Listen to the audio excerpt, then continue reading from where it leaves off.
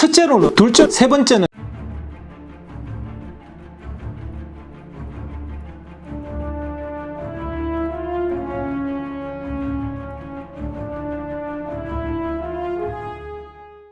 넷째로는 기존의 융자 과정에서 이렇게 편향된 관행 폐지 및 경제성 확대라는 건데요. 이게 뭐냐면 기존에 융자하는 부분에 관행적으로 있었던 부분을 폐지를 하겠다는 것인데요. 이걸 그 개선이라고 봐야 될지 폐지라고 해야 할지 뭐 솔직히 저는 잘 모르겠는데요. 어쨌든 기존에 융자가 안 되던 사람들이 융자를 할 수 있게 만들어주는 거거든요. 새로운 크레딧 스코어를 산출을 해가지고 이것을 만들어서 그 집을 사는데 이용할 수 있도록 해준다는 건데요. 기존에 집을 살 수 있을 정도의 신용도가 좋은 사람들은 아무 관계도 없고요. 지금 여러 가지 은행 가이드라인에 걸려서 대출이 이렇게 못 받는 그런 분들 있지 않습니까? 그분들 대출할 수 있게 만든다는 거거든요. 예를 들면 지금까지 렌트비 내는 거, 그리고 뭐 전기요금, 수도요금, 가스요금 이런 거 유틸리티 비용 같은 거 잘 낸 거, 그리고 뭐 그런 사람들을 앞으로 대출을 할 수 있게 쉽게 얘기하면 페니의 가이드라인을 조절해서 낮추겠다는 건데요. 이건 지금 현재 여건이 안 되는 사람들, 크레딧이 안 좋다든지 이런 사람들 같은 경우에 집을 살 수 있는 기회가 될 것입니다. 당연히 수요가 많아지겠죠. 좁게 요 정책만 요렇게 놔두고 본다 그러면, 요것만 하나 요렇게 놓고 본다고 한다 그러면 집값이 올라갈 확률이 높아진다는 이야기겠죠. 이거는 당연히 수요 윈 되는 겁니다. 약간 걱정되는 사견을 하나 말씀을 드릴게요.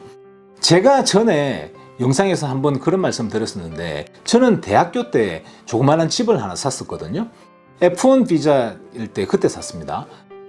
그때 융자 받을 때 여태껏 지난 1년 동안 렌트비 냈던 거, 그 책 카피 다 해가지고 가지고 가고, 그 유틸리티 냈던 거, 그러니까 전기세, 가스 요금, 뭐 물세 뭐 이런 거 있지 않습니까? 그럼 고지서 지난 1년 거 다 가져가고, 그리고 은행 계좌 지난 12개월 거, 지금같이 뭐 2달, 3달 이게 아니라 12개월 동안에 뭐 없는가, 이제 그거 다 가지고 가고, 계좌만 가지고, 그리고 10% 다운을 하고 융자를 받았었습니다. 제 생각에 그때 그런 식으로 막 대출을 해주다 보니까 서프라임 모기지가 사태가 터지지 않았나 하고, 저는 그 생각을 좀 자주 합니다. 제가 이 정책을 처음에 그 크레딧을 새로 해가지고 뭐 가이드라인을 조절을 하고 뭐, 그러니까 일단 페니메 문턱을 낮추겠다는 건데, 돈 빌려주는 문턱을 낮추겠다는 건데, 참고로 말씀드리면 페니메는 거의 대부분 미국에 있는 은행의 99%의 은행들이 가이드라인이 거기에서 나온다고 생각을 하시면 됩니다. 어쨌든 걔들이 이걸 조절을 한다고 생각을 하시면 되는 겁니다.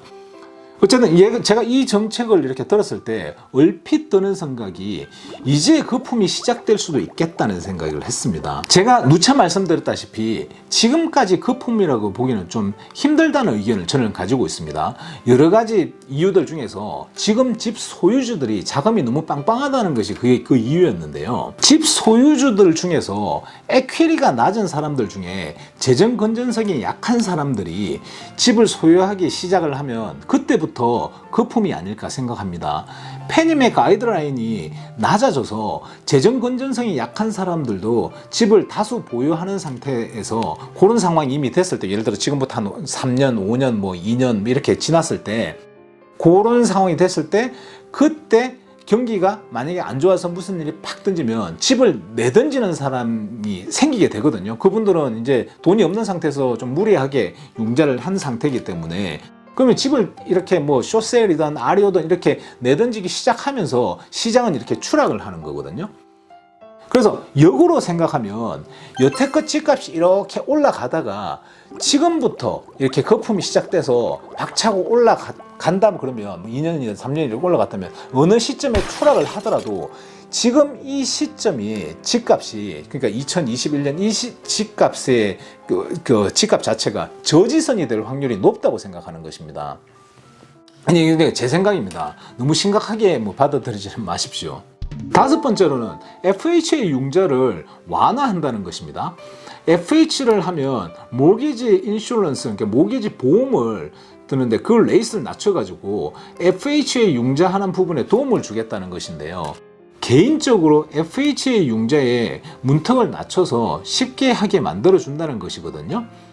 근데 이건 뭐 폭발적이지는 않겠지만 여하튼 부동산 시장에 약간은 바이어들이 좀 더 늘게 만들지 않을까 합니다. 뭐 그래서 여하튼 이거는 수요가 조금 윈이 되겠죠.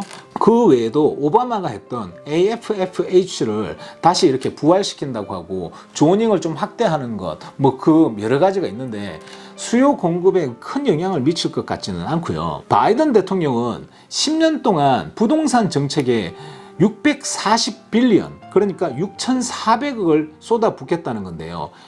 이 돈이 어디서 나올지는 아직 그 출처에 대해서는 밝히지 않은 상태입니다. 뭐 여하튼 그 어마무지한 돈이 부동산 정책 쪽으로 흘러 들어갈 것이라는 것은 거의 확실하죠. 대충 봤을 때 4대1 정도로 공급보다는 수요가 많아지는 정책들이 있습니다. 이렇게 수요와 공급만 생각해 보니까 집값이 올라가겠더라고요. 사실 저는 바이든이 대통령이 되면 집값이 약간 떨어지지 않을까 막연하게 좀 그렇게 생각을 했었거든요. 근데 제 개인적인 생각에는 정책들을 이렇게 내기 전에 있지 않습니까? 그 정책에 의해서 누가 수혜를 받을 것인가를 약간 그 부분을 약간 뒤로 두고, 그러니까 1차원적인 거잖아요. 아, 내가 이렇게 하면 이 사람이 괜찮아, 이런 거 있지 않습니까? 이런 1차원적인 생각을 약간 뒤로 두고 첫 번째로 먼저 이 정책으로 인해서 시장이 어떻게 움직일 수 있을 것인가에 대한 생각을 하고, 두 번째로는 그렇게 시장이 움직임으로 인해서 과연 수혜를 주고자 하는 이 사람들에게 도움이 될지를 생각하고 정책을 만드는 것이 좋지 않을까 합니다. 이렇게 두 수 정도를 생각하고 정책을 만드는 것이 맞지 않나 합니다. 근데 뭐 하긴 뭐 다들 저보다 똑똑하신 분들이니까 그분들이 세수, 네수, 다수수를 보고 있는 것을 저는 뭐 두수만 보고 있는 건지도 모르겠네요. 오늘 말씀드린 것은 정책을 기준으로 부동산이 앞으로 어떻게 될까에 대해서 잠시 이야기를 나눠봤습니다. 심각하게 생각은 하지 마시고요. 앞서 말씀드렸다시피 정책은 제가 생각에는 그렇습니다.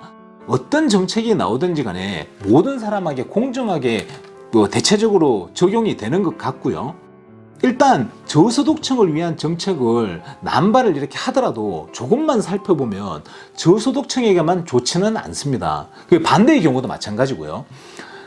근데 그게 돌고 돌고 돌아가지고 결국에는 열심히 성실히 일하고 투자하는 사람들에게 가는 것이라고 생각을 합니다. 도움이 되셨으면 좋겠습니다. 감사합니다.